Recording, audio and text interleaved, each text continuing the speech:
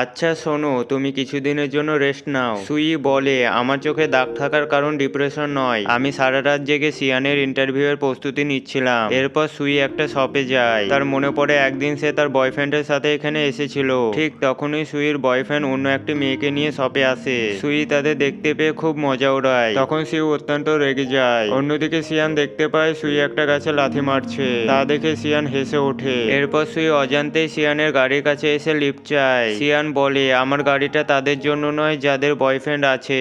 এই বলে সিয়ান চলে যায়। এরপর সুই তার বান্ধবীকে সব বলে। রুও বলে, তুমি দুইবার সিয়ানের চোখে খারাপ হয়েছো, আমার মনে হয় না সিয়ান তোমাকে ক্ষমা করবে। তাই ইন্টারভিউ এ পার্টিসিপেট করতে হলে সিয়ানের মন জেতার চেষ্টা করো। সিয়ানের কাছে ক্ষমা চাওয়ার জন্য সুই বারবার কল করে, কিন্তু সিয়ান ফোনটা তোলে না। সিয়ানকে চিন্তায় দেখা যায়, কারণ জলদি প্রজেক্টটা সাইন না করলে কোম্পানির অনেক বড় ক্ষতি হয়ে যাবে। সিয়ান সেক্রেটারিকে বলে ইন্টারভিউ এর বন্দোবস্ত করে। সুই খবর পাওয়া মাত্র খুশিতে পাগল হয়ে যায়, কারণ সে অনেকদিন ধরে সিয়ানের ইন্টারভিউ এর অপেক্ষায় ছিল। সুইকে চিন্তায় দেখে ইউলিনের মাথায় একটা দুষ্টু পরিকল্পনা আসে।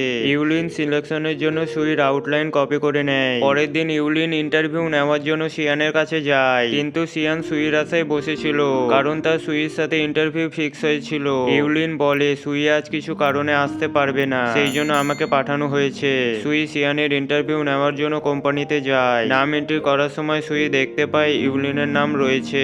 বিষয়টা সুই সন্দেহজনক মনে হয়। এরপর সুই সিয়ানের সেক্রেটারিকে দেখতে পেয়ে বলে, আজকে একটার সময় সিয়ানের সাথে আমার ইন্টারভিউ আছে। সেক্রেটারি বলে, আপনার হয়তো ভুল হচ্ছে, আপনার কালিগ কিছুক্ষণ আগে ইন্টারভিউ শেষ করে ফেলেছে। তখন সিকে অপমানিত হতে হয়। এরপর সিয়ানের এন্ট্রি হয়। তখন কিছু করেও সুই সিয়ানকে রাজি করিয়ে তার ইন্টারভিউ নেয়। সুই প্রশ্ন করে, আপনি বড় কোম্পানি থাকতে নিজের বিজনেস কেন স্টার্ট করলেন? প্রশ্নটা সিয়ানকে চিন্তায় ফেলে দেয়। যেখানে দেখা যায় সিয়ানের বাবা সিয়ানকে কোম্পানি দায়িত্ব দিচ্ছিল, কিন্তু সিয়ান কোম্পানি দায়িত্ব নিতে চাইছিল না, কারণ সে নিজের একটা বিজনেস শুরু করতে যায়। ইন্টারভিউ শেষে সিয়ান সুইকে অন্য একটি জায়গায় নিয়ে আসে আর বলে, তুমি এখন আসতে পারো। সুই জানে না যে তার বাড়ি এখান থেকে কতটা দূর হবে, তাই সে সিদ্ধান্ত নেয় সিয়ানের সাথেই সে বাড়ি যাবে।